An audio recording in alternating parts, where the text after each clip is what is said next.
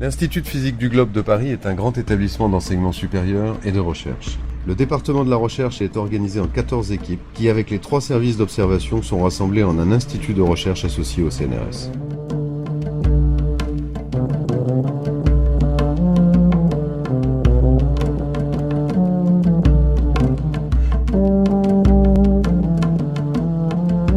La tectonique, c'est l'étude de la déformation de la lithosphère, et plus particulièrement dans notre équipe de la lithosphère continentale. La lithosphère, c'est l'enveloppe superficielle de la Terre, ce sont les 100 à 150 km en moyenne, les plus extérieurs de la Terre, et c'est la lithosphère qui est découpée en plaques. On les voit très bien sur cette carte qui est au mur. La sismicité qui est ici illustrée par ces mécanismes au foyer permet de voir où sont les limites de plaques et quelles sont les déformations qui s'y passent.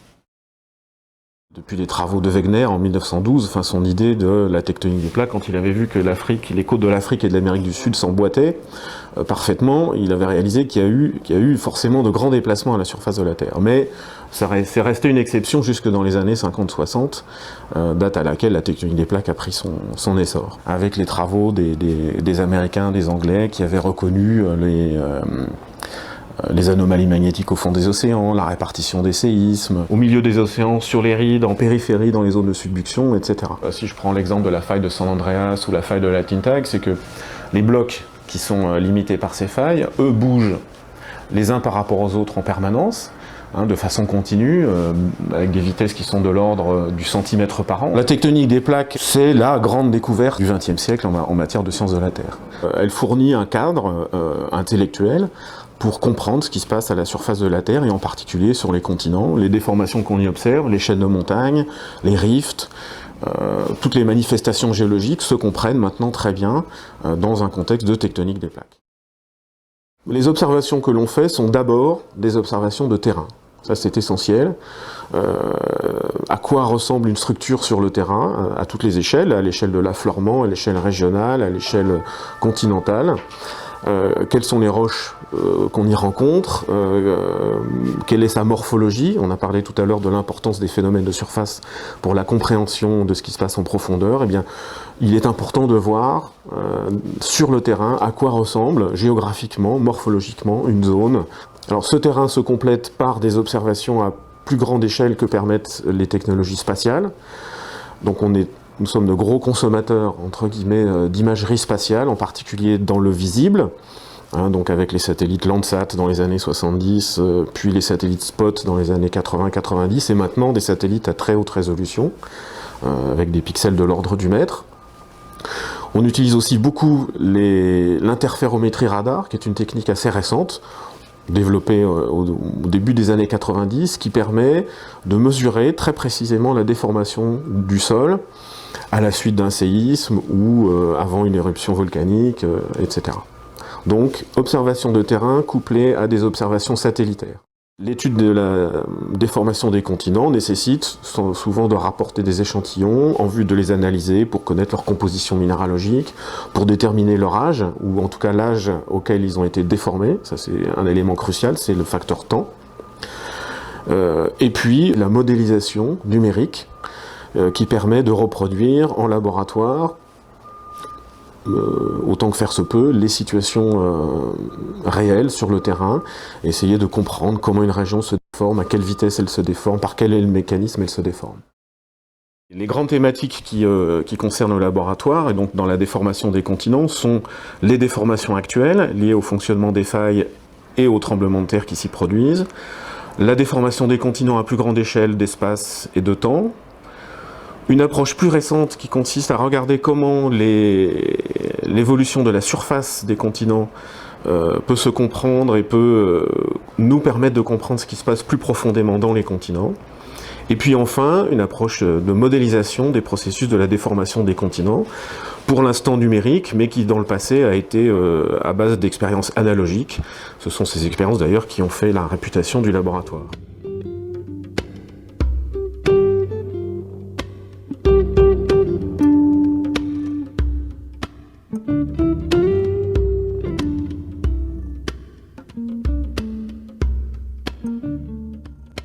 m'intéresse aux déformations de la croûte, de la lithosphère à différentes échelles de temps, depuis l'échelle de temps d'un tremblement de terre et des failles actives, donc c'est des échelles de temps de quelques années à quelques centaines d'années, jusqu'à l'évolution des déformations à des échelles de temps de plusieurs millions, plusieurs dizaines de millions d'années.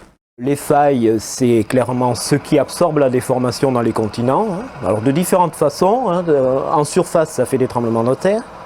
En profondeur, c'est des roches qui se déforment de façon continue. On a différents types de failles dans la croûte et dans la lithosphère qui accommodent différents mécanismes de déformation. On a par exemple des failles inverses qui accommodent un raccourcissement et on a un morceau à différentes échelles. On va observer ça, on a un morceau qui monte par-dessus l'autre et ça accommode un raccourcissement dans ce sens. On a des failles normales qui au contraire accommodent une extension avec un mouvement dans ce sens par rapport à la faille, et aussi des décrochements qui accommodent un coulissage d'un bloc par rapport à l'autre. On trouve ces différentes zones de failles un peu partout sur la Terre. Bon, typiquement, les failles inverses, c'est ce qui fabrique les chaînes de montagnes, donc par exemple l'Himalaya ou les Alpes.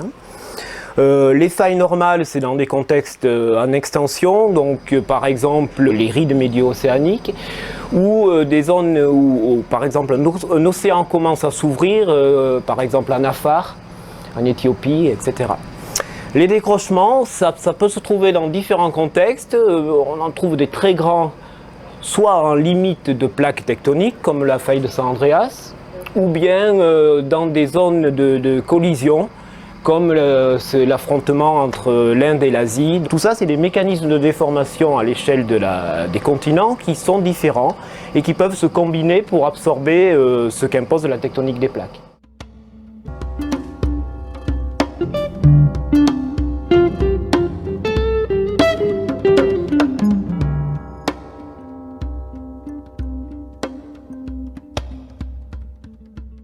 Un axe de recherche qui est important, qui est devenu important dans l'étude de la déformation des continents, c'est tout ce qui concerne l'apport de la morphologie de surface de la croûte continentale. À quoi ressemble un paysage et qu'est-ce que ce paysage peut nous dire sur la déformation des continents? La connexion entre les phénomènes profonds, à l'intérieur de la croûte ou plus profond dans la lithosphère, et la surface, et tout ce que ça implique d'interaction possible avec le climat en particulier. On s'aperçoit en regardant par exemple une carte topographique que à l'intérieur d'un continent comme l'Asie, certaines régions sont à basse altitude, comme la région tout ici à l'est de l'Oural, ce qu'on appelle la Sibérie occidentale, et puis d'autres régions sont beaucoup plus élevées, le plateau du Tibet, la chaîne himalayenne, la chaîne du Tien Shan, etc. Donc ces altitudes variées sont le reflet de déformations, et donc on cherche à comprendre quelles sont les déformations qui ont conduit à une plaine ici, une montagne là, une vallée allongée à un autre endroit, etc. Pour qu'il y ait du relief, il faut de la tectonique, donc il faut généralement des mouvements de blocs les uns par rapport aux autres, en tout cas pour ce qui concerne les choses les plus superficielles de la Terre, donc à l'échelle de la croûte ou de la lithosphère, c'est-à-dire sur les 30 ou les 100 premiers kilomètres en surface. Par exemple ici, on a l'Inde qui rentre dans l'Asie, à un moment donné il faut bien comprimer toutes les roches qui sont entre l'Inde et l'Asie. Eh bien on les fait monter, donc ça crée des reliefs. Puis là-dessus, après il y a tous les facteurs externes, donc l'érosion qui vient un peu sculpter l'ensemble qui viennent sculpter les paysages.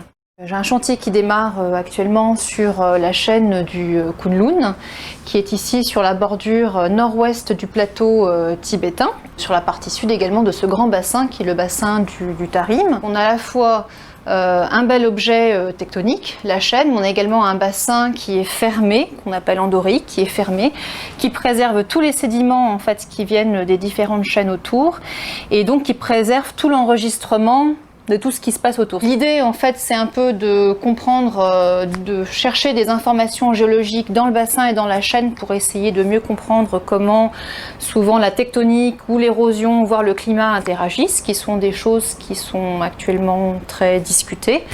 Alors discuter surtout sur la base de modèles, quand on érode, on décharge une chaîne de sédiments, donc on va modifier les contraintes. Pareil, quand on redépose des sédiments dans un bassin, eh bien, on fait des charges sédimentaires, donc on va également modifier les contraintes. Donc comment l'érosion, la sédimentation vont modifier la tectonique, ça c'est des choses qui sont étudiées en fait par des modèles, mais on a très peu de données géologiques là-dessus. Et donc nous, notre idée, c'est de contraindre l'évolution temporelle de ces deux systèmes. Est-ce qu'on voit des évolutions de l'un par rapport à l'autre? Est-ce qu'on voit une évolution de la chaîne quand le climat change, quand le climat devient plus érosif, moins érosif et des choses comme ça?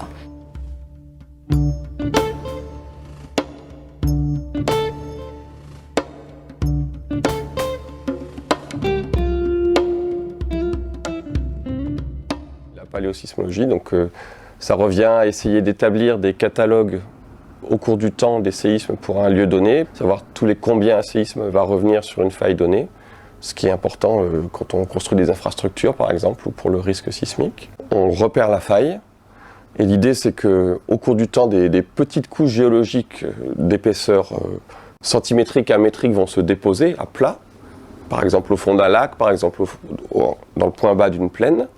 Et donc à chaque fois qu'on a un séisme, on va perturber ces couches, on va les décaler horizontalement, verticalement. Et puis le temps remet par-dessus des nouvelles couches non perturbées.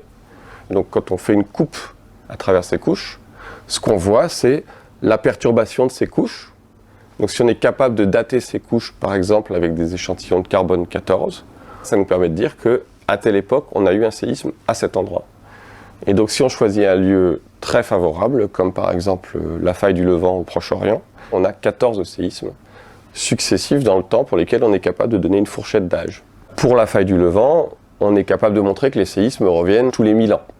C'est important parce que sur ce segment de faille précis, le dernier gros séisme c'est 1202, et on va essayer de chercher la logique temporelle de l'arrangement des séismes. Ce qu'on veut savoir aussi, c'est comment les séismes se répartissent latéralement sur une grande faille qui va faire 1000 km, par exemple. On veut savoir si les séismes ont une certaine logique, se propagent d'un côté à l'autre, par exemple, ou au contraire apparaissent de part et d'autre au hasard. Pour ce qui est maintenant de comprendre finalement les failles actives et comment elles vont évoluer dans le temps, parce que ça c'est un autre paramètre important, il y a tout un champ d'études qui est en train de se développer maintenant sur l'impact de la géométrie des structures, comment la forme de la faille va évoluer au cours du temps, comment ça va contrôler l'accumulation de la déformation, le déroulement du séisme lui-même. C'est important de faire le lien entre l'étude du séisme qui s'est produit hier et les séismes dans le passé. Il est important de voir. Donc c'est l'objet principal Ça, sur le terrain. donc d'essayer de Les contraindre failles, l'évolution c'est temporelle de ces deux clairement systèmes. cette Et façon on voit les de évolutions. Récemment, l'IPG s'est lancé dans un grand projet de coopération avec l'Afrique du Sud, et quelque chose qui reste encore à comprendre est l'altitude de toute la partie sud de l'Afrique. Pourquoi cette région est aussi haute alors qu'il n'y a pas d'activité orogénique visible en surface? Donc d'où vient cette altitude? D'autres régions du globe sont encore mal connues, en particulier toute la périphérie de l'océan Arctique, le nord du Canada, le nord de la Sibérie. C'est ça qui est important en tectonique, c'est qu'on travaille sur des concepts, les failles décrochantes, les chaînes de montagnes, les rifts, mais c'est toujours associé à un objet géographique précis. On travaille sur une chaîne de montagne particulière parce qu'elle nous raconte des choses sur ce qui se passe dans cette région, en même temps qu'elle nous raconte des choses sur toutes les chaînes de montagnes du monde. Il y a toujours un double objectif, comprendre le fonctionnement de la lithosphère continentale dans un contexte géodynamique particulier et en même temps comprendre une région.